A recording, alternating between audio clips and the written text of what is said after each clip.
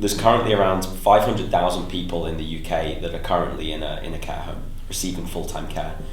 Those people are spending about £22 billion a year on that care. So this is one of the biggest markets in the UK.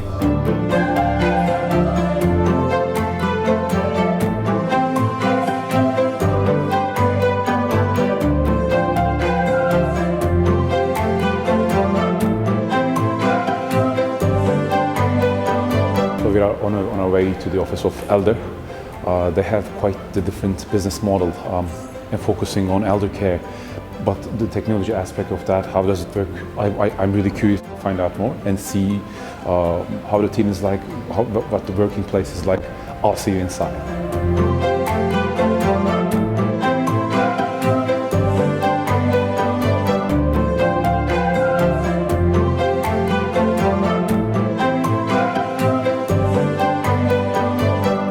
Thank you for inviting us to your office, Pete. Very good to be here. So can you start by introducing yourself and what the business is? We're really curious to understand that. Yeah, for sure. Great to have you here. So I'm Pete Dowds. I'm the founder and CEO of Elder.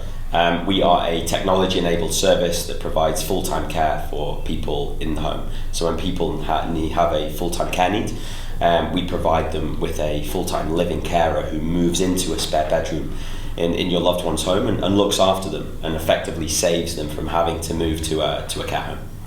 Okay. And what's your role in the business and how long have you been running with that? Yeah, so I'm the CEO of the business. So I started the business in January 2016. So we're just nearly 4 years old now. And I think, it's obviously, I think that role is one that changes a lot from when you're just yourself. So myself and my co-founder Tom, who started the business together, it's just yourself and a couple of laptops and an idea. Then through to now we have around 80 people here and we have about 3,000 carers across the UK. So then the role of what I have to do on a daily basis is very different. So I think it's kind of, it's one that kind of changes every 6 months. So I think I understand the core problem and I see it as an individual as well. But how does technology play a part of that? I mean, if 2020, what's the ideal way to solve this problem and what is the technological underlying infrastructure of the solution you provide? Yeah, sure. Look, at heart, Elder's a care company. We're in the business of caring for people, and I think in these types of businesses, when you have technology and you've got a service, like it's an experience, it's real people, like our carers are everything for us. They're delivering the care in the home and our job is to make them successful. So when I think about, how we deliver our service, one of the challenges for Elder is how do you blend those two things together? How do you get technology and process and people working in harmony? And I think for Elder itself I went through a personal experience myself.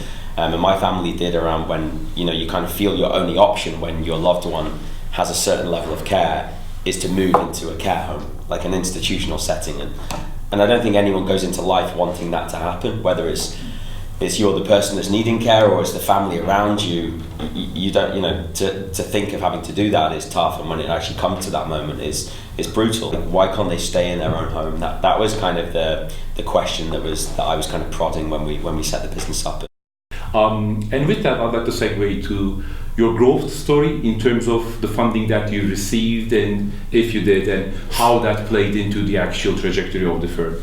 We've raised about £9 million of venture capital so far. We've used that capital to really solve the key problem we're going after, which is actually how do you build an experience that delivers bespoke care to someone anywhere in the UK, 365 days a year, 24/7. When we think about why we raise venture capitalists, my belief was if we just had to rely on our own revenue, it's going to take a long time to solve that problem.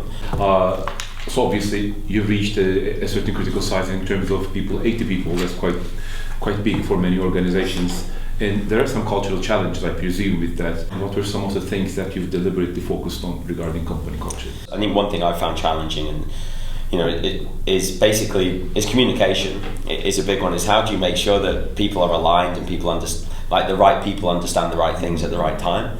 And that gets increasingly difficult when you have an increase in the number of teams, the number of people. You want to make sure they're all pointed at the right things. Are we working on the most important problems? In a business like this, where you've got a service, so there's people focused on finding the right carers and finding the best one and helping them get onto placements. And then you've got great software engineers who are building, some of the customer and carer facing products.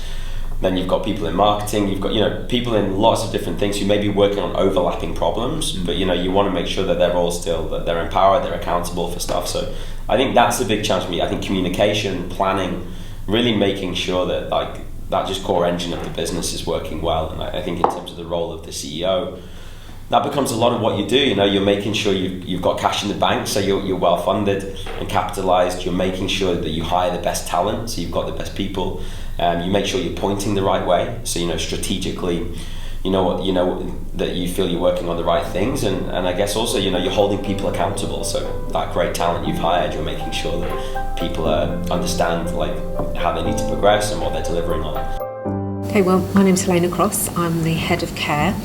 I've been here about five weeks actually, so I'm relatively new, but relatively old, if that makes sense. My background is actually nursing. I've been a qualified nurse for about 30 plus years, and I was headhunted specifically by Elder to come in and support them with the care side of things. I'm Sophie, I'm Senior Customer Insight Manager here at Elder. I've been here almost 2 years now. So actually that makes me one of like the old guard at Elder. And yeah, I was brought on to basically bring the customer and carer experience and insight to life for the business. So to make sure that everything that we do is based at its heart with the customer and with our carers that we serve as well. What do you think the company's changed in the last 3 years? Completely changed. So when I joined it was about 40 people, we're now 80 plus, so it's doubled in size. We're in new offices, new premises. I think the way of working has completely changed. My name's Ryan. I've been here sort of over 2.5 years now. So I've seen a lot of differences. I originally recruited in more of a sales sort of background, which was completely different from what I was doing before as I was teaching. I found the startup environment really exciting. It was a really small office. I could feel like almost the work coming from like everyone's desk. How's life in Elder? How would you describe this workplace? For me, it's it's a lot of things. It's very busy, it's highly active, but it's fun. I think you've got the freedom to express yourself here. One of the things that I like is the range of characters. Especially, I find that quite inspiring. We've had everyone here from, designers who, can feel free to express themselves in their aesthetics, to people that are comfortable, being like, highly introverted and, not feeling that they have to conform to that sort of like loud environment. And the difference I found is that usually it's one scale or the other. You're in a very noisy space where you either have to reach that like volume in order to be heard, or you're in a very quiet space where, if you go above that volume, you're disrupting. Well, I consider them, a lot of them, my children, because they're all about the same age as my son. So I feel like I've got an extended family here, so I find myself being a bit of a matriarchal figure at times, which is quite nice, that they'll come and talk to me. But also I feel very included. We hire people from other industries, the very best at what they do, and everyone respects everyone's point of view very much. I think there's a lot of different people who work on very, very different things, from people who work on developers, people who work on tech side of things, to the sales, to the marketing. Everyone is in one place. But I think everyone really respects everyone else's point of view and their expertise, and we all work together really well. So when you talk about communication and aligning different vectors, if you will, in the same direction, so that you as a team can reach a critical mass and change things, can you talk more specifically about what you're doing? With that in mind, what are some of the tools, not the tech tools, but think OKRs, for example. What are some of the tools and structures and tactics, if you will, you're using to align that communication and culture with the team? Yeah, so we've used OKRs. We've done lots of different planning tools to find what's right for us. I remember when we first used OKRs, I think we went all in too fast. So we went to have like company, team, individual OKRs, and before you know it, you've got about 1,000 key results and you've got 12 weeks to do them, and you kind of know from the start that you're screwed. You just, what are we doing? We now we call it a concept called work streams, but it's similar. At Elder, we have 2 specific strategic priorities a quarter that we're working on, and kind of annual, we call them pillars, but like strategic pillars that we're focused on for the year.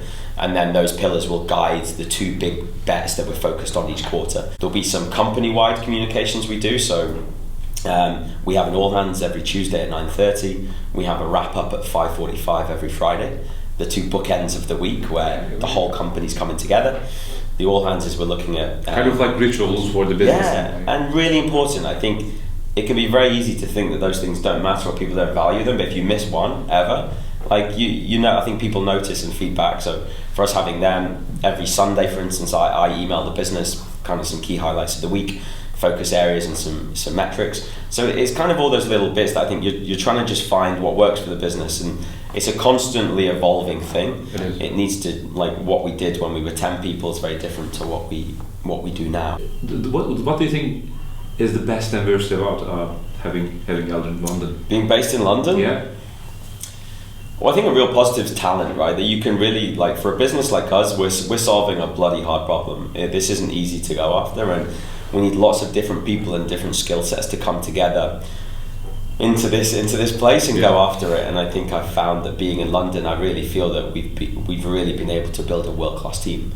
Not just a team that's fit for the UK, but a team that could go toe-to-toe with anyone and go after that. So I'd say, look, a big plus in London's box is that I think it's just a hotbed for interesting people and type A players that really want to succeed and challenge themselves, come to this city, and that's fantastic.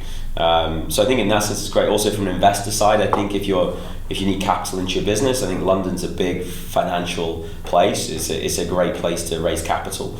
I think in Europe and across that, so having access to those people, being able to build those relationships and all of that's again really helpful.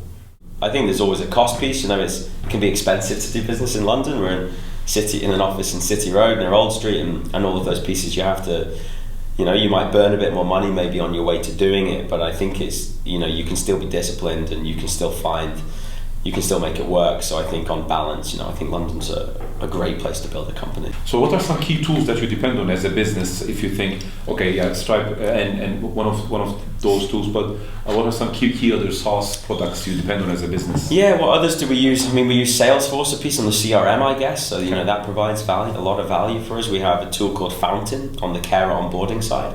Tool based in the US has been pretty good for us. So it helps with the onboarding flow. We're starting to make that more bespoke and do some ourselves, but I think that's pretty interesting. So there's we use Tableau for data visualization. So there's all sorts, and we could talk about, there's a myriad of different things that we use out there. But yeah, we use it where it's helpful, like where we see it's just clearly the right answer, and we empower people to make those decisions. Like if you don't think there's value in building this ourselves, or we don't need to, then don't waste time. Let's get after it. So with that, what are some future milestones for the business? For the next year, for 2 years, 3 years, I don't know. How do you plan that? Put that ahead. But what are some key milestones we should be aware of? Yeah, it's an interesting one. I think for us, is Elder. We're 4 years old and we've made a lot of progress in a short period of time. But relative to the size of the problem we're trying to solve, we're still small. I think there's currently around 500,000 people in the UK that are currently in a care home receiving full-time care. Those people are spending about £22 billion a year on that care. So this is one of the biggest markets in the UK. It's also growing at 7% a year. So just from a growth, the size of the problem, the number of people with dementia is going to double in the next 10 years. The makeup of our society and our demography is just changing every year. And I think for us, the number of people that have the problem we're trying to attack shows that for us that we're very focused on the UK. So for instance, there's obviously that trade-off. Do you go international? Do you go UK? Now, we've delivered at Elder around 300,000 days of care in around 350 towns and cities. So we basically now our carers have delivered care in, I think it's every postcode except the Outer Hebrides, so in the north of Scotland. So we have one left to go, but but there's still so many people that have the need that we haven't been able to reach yet. When we think about our progress, I think we're now the second biggest provider in the UK of live-in care, so that concept of full-time care in the home. But we really benchmark ourselves against the biggest care home providers and others when we think about progress.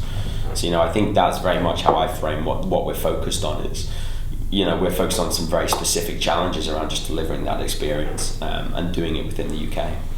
I think what you're doing is honestly really valuable, and I personally would like to see the success and the growth of this business not just for your sake and for the people's sake. It's good to have your support. We need it. With that in mind, before we wrap up, is there anything you'd like to add, and you think that people should know, investors, potential people looking to join in this company, user-wise? We'd like to hear your final thoughts. Yeah, look, I think from a PR perspective, we've kind of been a bit submarine-like so far. We've been head down, building and growing and learning, but we're solving the tap on a really hard problem. And I think one, though, it's not just hard, it matters. Because I think in businesses there can be things where this one is a fact of someone has to solve this. So we're on the hunt for people. It's elderhq.workable.com. If you want to see openings with Elder, we're hiring for lots of great roles at the moment, and it's a big chunky problem. It's about people that really care. I think all have come here with a common purpose, and it's an exciting time to join us as well as we aim to keep growing. Thanks for this meaningful chat, and thanks for taking the time. And I guess this is one of the coolest episodes of Startups of London so far, in the sense that what you mentioned, being like a submarine, stealth growth, and now ready to draw some attention to that. And I hope what we are trying to do with the Startups of London series is essentially provide the stories and the narratives of the coolest startups of London. I hope we can contribute to that in a way. Thanks for taking the time. Credit to you for coming, and thanks so much. Cheers. Cheers.